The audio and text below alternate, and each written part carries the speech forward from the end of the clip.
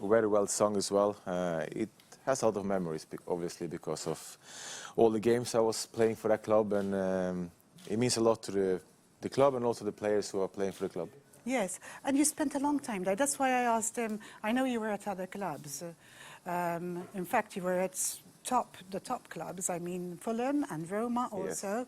But you spent the longest time in Liverpool. Yeah, I was there 7 years. And to be honest, I feel Liverpool is my second home because we have ups and downs in the 7 years with the club, but and it's a family club, you know, they take care of you.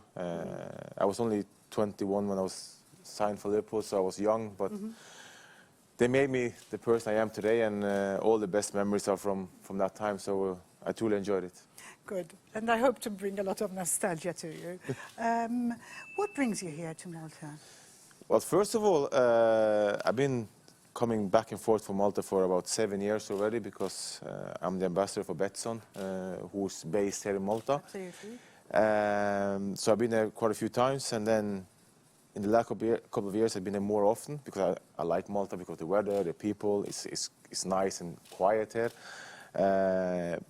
And then, you know, since I quit playing football, I wanted to get into more the football here in Malta. And I almost signed for a club last year to play for Malta, but I decided to stop. So now I'm the sport director slash coach for Birkirkara, and that's why I'm based now in Malta. And Birkirkara is a very popular club here in Malta. What do you hope to bring to Birkirkara? Well, first of all, I like to use my experience as a player myself and try to help not only Birkirkara, the players, but also Maltese football, because I've been to the best leagues and the best clubs. I know how things are done, and if I can give some advice or some help the Maltese football, or at least Birkirkara, to grow as a football club and the players, I'm happy. So that's why I'm here now, to use my experience. And my big target is to become manager in the big clubs. So this is my first step with Birkirkara. So it's like a stepping stone for you to... Yeah, but plus I mean, here I can work quietly, you know, because if I did in Norway, it would be a lot of people and a lot of pressure. Here I can be myself, work quietly, even though I know football is very popular in Malta as well. Absolutely. And people tell you things all the time, but I really enjoy working with Birkirkara, and the players have been fantastic to me since I came, and now I'm enjoying it. And I mean, for people who don't know so much about you, which are very, very few, I noticed when I was preparing for this program how many fans you actually have. And in fact, I put something up on Facebook that you were coming to the program. We've got some fans, Maltese connected fans in the United Kingdom, and they were saying, oh, please, please, can you ask him to say hi to us? So I hope that you can say hi to them. Their names are, we're seeing some photos of you. That's perhaps... yeah, that's my little one. That's your little one. Yeah, I have three, but this is the this is it. second youngest. Right. And how old are your children? My children are 18, 9 and 7, and I have one on the way as well. You have one on the way, because you're sort of basically settled here now Yes. in Malta. Yes. And let's wish you luck. When is your new baby due? End of July, beginning of August, so we're halfway there. So it's very exciting times for you. Do the other children visit you too? Well, they are with my ex, with their moms in the UK. But yeah, in the school holidays they come here and see me. It's harder when they start school, because it's not so easy to bring them.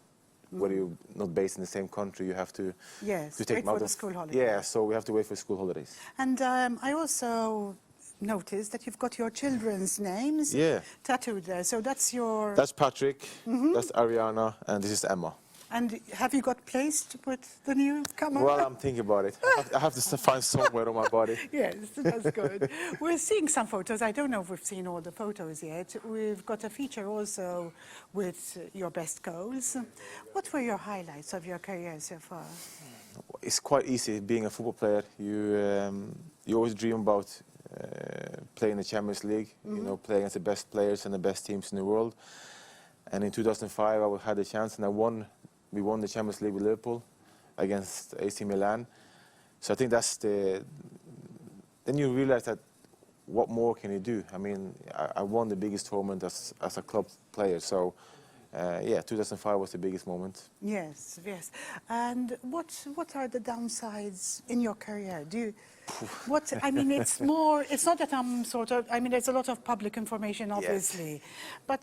it's part of life. You know, being good at something or famous or people recognize you, it has its good things and also bad things. And this is part of life. You have to accept both of them because you cannot only just have the good things. If you're popular or famous, people want to know everything about your private life, personal life, whatever you do, people write about or talk about, or especially now with the social media, you know, we have Snapchat, Instagram, Twitter, everybody's just putting everything online. So it's harder to be just you. And sometimes the information isn't entirely correct. Oh, no, I mean, that's why I very rarely read the media, because, like you said, 85% of the time people make up stories or try to twist the things you're saying just to make a story. And because I've been in it for 25 years, I'm used to it. I don't care. Yes, so you just get on with it. I know also that you wrote a book, and I think we've got a photo of your book. Tell me more about your book, because it's an autobiography. Yeah, it's called Running Man, and I decided to write an autobiography because I wanted to tell my story with my words, not the media's words, and what's behind all the stories that come out, why I did say these things, and I wanted to make people know the real John Arne Riise, not through media, but through my book. And if you don't like me after reading my book, fair enough, but that's who I am. And I think people have changed some opinions on how yeah, we're seeing a photo of your book. Yeah. I think it's got some other covers also. Is that book available in Malta? Not in Malta, but we can get online, and I'm planning on, this is the Norwegian version. Yes. I'm planning on bringing a book signing to Malta. That would be lovely. Because I've noticed there's a lot of Liverpool fans and UK Premier League football fans here in Malta, so I'm planning on having a book signing here. I mean, people in Malta are either UK fans or Italy fans. Yes. Exactly, and you've played for both, so that's why a lot of people know you. Now, with regards to your childhood back in Norway, I read some things that are disturbing. I mean, disturbing even to me as a mother, because nobody wants to see their children passing through what you did. I think, basically, I was bullied when I was young. Yes. But when you're young, you really don't know that this is bullying, because you're so young, you don't realize how the world is working. So, but I realized this is bullying, and you have to find your own way to be successful. My way was training.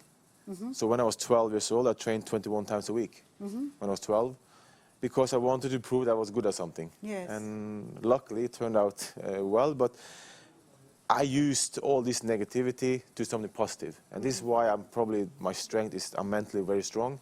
I can handle everything that's coming at me because I've gone through what I've gone through. So yeah, I think when you're bullied at school, talk about it and try to find your way of thinking about something else and use it to prove to everybody that you are something.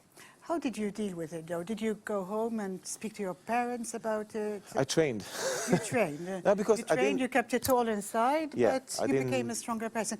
Do you have friends today who were your childhood friends? Yes. You do? Not many. Not many, because you realize that because I've been moving along so many times, that you realize who's your friends and who's not. Yes. Some want to be your friends because who you are, and some are just not your friends. And I have a few people that I had when I was in school that I have now, which has always supported me.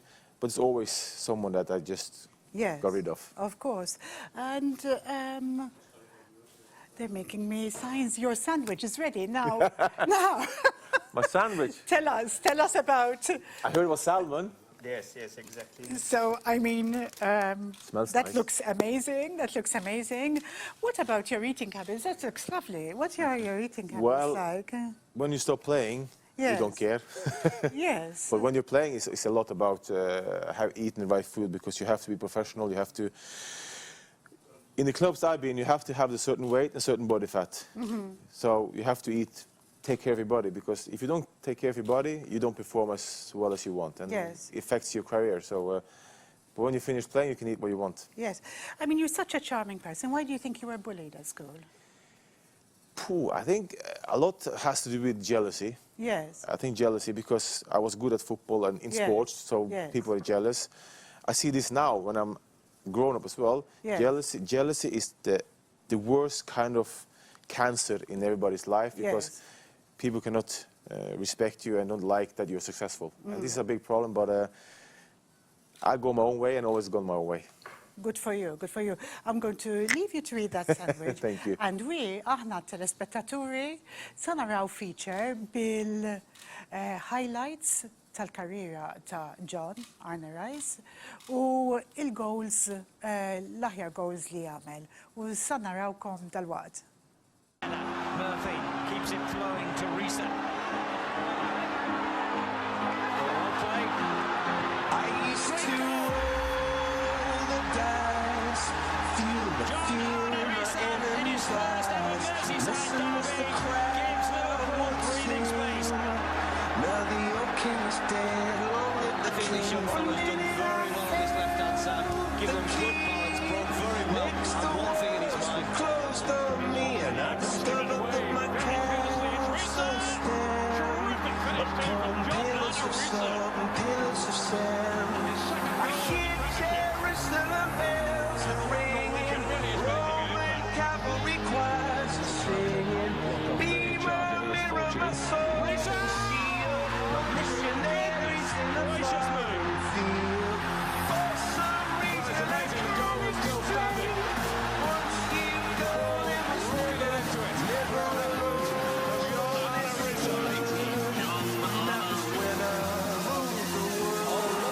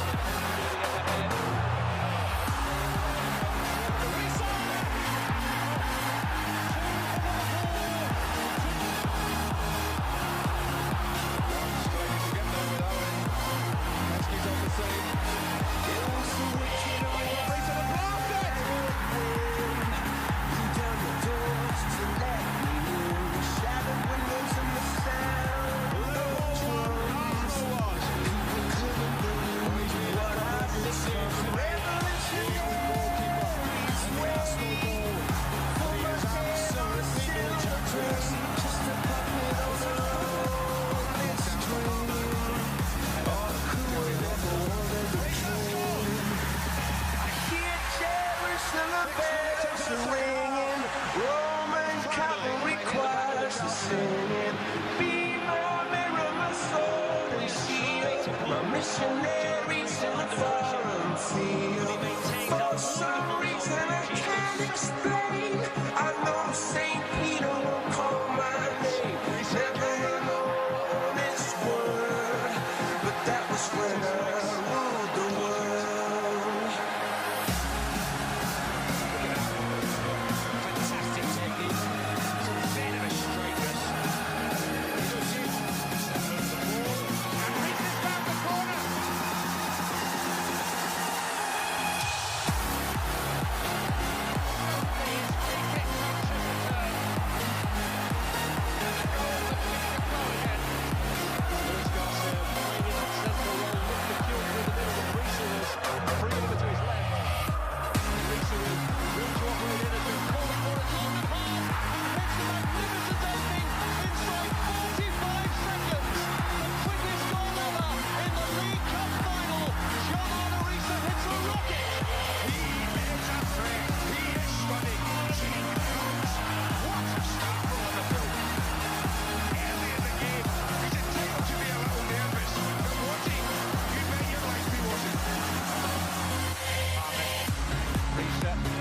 Might go for Gerrard, it might go for Riise. Oh, it has.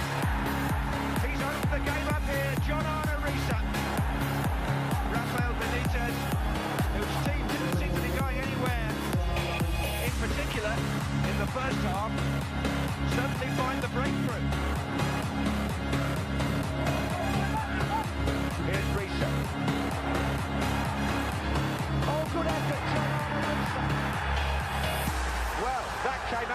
practically nothing, but he can strike them from that distance, particularly with his left foot, as he did in the Carling Cup final. That's the John Arne Riise.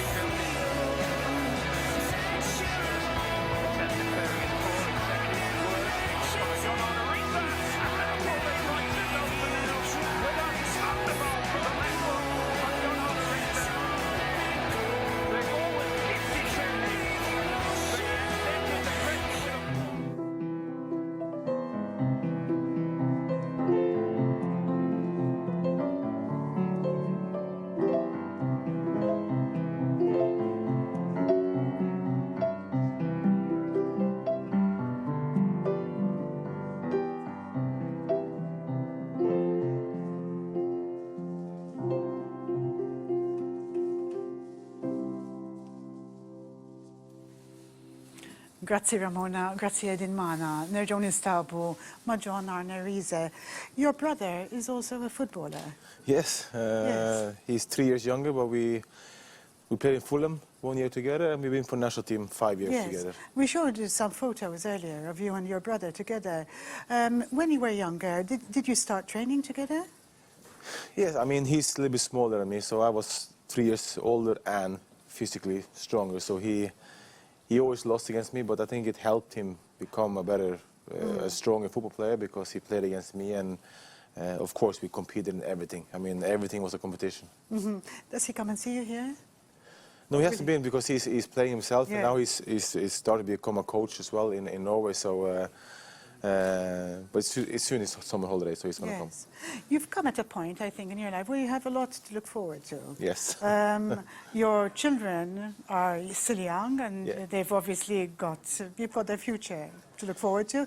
You've got a new one on the way also. Yeah, I mean, when you're a football player, you're so selfish that, and because my kids stay with my ex, I didn't see them as often, so you're not as much as in their life as you wanted to. So now it's time for me to take that back and bring it back some good memories. And career-wise, I mean, this is something to look forward to also. Yeah, I mean, you know, I'm starting here in Malta with my coaching, and you know, step by step. But I know where I want to go. I know what I can do, so I just want to get a chance to do it and take my time, and hopefully, it all turns out well. How long do you foresee yourself staying in Malta for? I don't know. First of all, now it's about getting into Europe. I want to get Vicky Kara to Europe. That's the first target, and then we'll see in May what we have to do. What will your biggest challenges be living in Malta? Living in Malta, I mean, it's not a lot to do, and I have a lot of energy. I like to do things all the time, so and I started to speak to people I know. What can we do in Malta? I know you have a golf course, and I'm a big golf fan, so I'm going to start playing golf to have something else to do. But yeah, I got to explore the island more and get to know it more. There's a lot to see, a lot I of know. culture also. What do you do in your spare time? It depends. If I'm here alone, because my wife is in Norway, I meet friends. I go to gym every day. I train the players. I like to be social. I'm a social person. And I just enjoy, because, you know, Malta with this weather, because in Norway now it's -10 and snow and all this. Of course, and it's dark. We've And it's got a lot dark. of light. So it's nice. I Yes. just enjoy life. I think I come to a point where I'm happy and I can enjoy life. Will your wife and new baby be joining you here in Malta? Oh, she's here now. Oh, she's here now. Yeah. Yes. But sometimes she goes back for controls and her friends is there. But we're going to give birth in Norway. But obviously we're going to... Yes, live come there. back here. Yes, of course. And what advice do you give, advice to perhaps children, boys and girls, who aspire to make it in football? First of all, you have to have a good family around you who supports you. I think it's everything. Work hard. I mean, nothing comes for free. Believe in yourself that you're good enough. Work hard, and wait for your chance. Because in sport, you might only get one chance, and you have to be ready. So work Got hard. to be there and not to give up, I suppose. Yeah, and also you have to make sacrifices. You know, I made sacrifices when I was young. I wanted to train instead of going out and all these things you do when you're young. I focused on training, and for me it helped. Yes, and also some advice to parents whose children are being bullied. You know what? If you see somebody or you just feel it, talk to the kids, talk to your children, be there for them, talk to school, and just show that you support them. And because we're all different, everybody's different, and there's nothing wrong being different. So just support your children and tell them to be strong mentally, and try to be there as much as possible. I think, you're very young yourself, but as the years go by, I think the problem will become lesser, generally, because I think people are more aware of it now. Yeah, especially in Norway, because this is a big problem in Norway, especially in school with bullying, and I think we learn more and more, and I think other kids see, because of social media, which is the toughest place to be because of bullying, they see that we can also help people getting bullied through social media, not the other way around. So, but yeah, we get more and more aware of it, but it's always going to be there. But it's hopefully people who see it can do something about it. Yes. Do you have a fan page? Because Yes. there are a lot of fans around, as you know. I have Some have come here too. Always on my Instagram. I use my Instagram a lot. You use your Instagram rather than Facebook. And I have Facebook, my fan page on Facebook as well with my name. But So really, so how do they find you on Instagram under your name, obviously? yeah, with my name on Yes. Instagram and also Facebook. But I think there's about 400 fake Facebook profiles of my Yes, name. So it's, yes. but they know who's the real one. But Yes. Instagram is what I use most. Yes, and as I was saying earlier, we've got some fans from the United Kingdom connected with Malta. Do you mind saying hi to them? Because Northampton, London and Glasgow. Alistair hello to all of you. and Tima, they said, and Tima and... You remember all No, that? they sent me messages. This is a good thing about social media. Yes. I use social media a lot. And to so I don't interfere. like to break their heart, because they must be very keen. Yes. So thank you very much. No, thank you for your having me. time. Thank you. And our florist has just a token for you, and also from Thank Norby you. Chocolate. You've got some chocolate Oh, no. there. You've also got Thank you. some artisan aftershave Perfect. from Poland Waters. Thank you. And no doubt some more Maltese goodies from Jesper's Bakery. You are good at So, bakeries, by the way. in We are Malta. good at bakeries, I yes. know. But I love the Scandinavian, the Norwegian baking. I love they're it. good. Love it, love it. Thank you. So, thank you very much. U Alek, minanna awek mill-studios ta' Net Television. Nivingrazzjakom tal-li kontu magħna.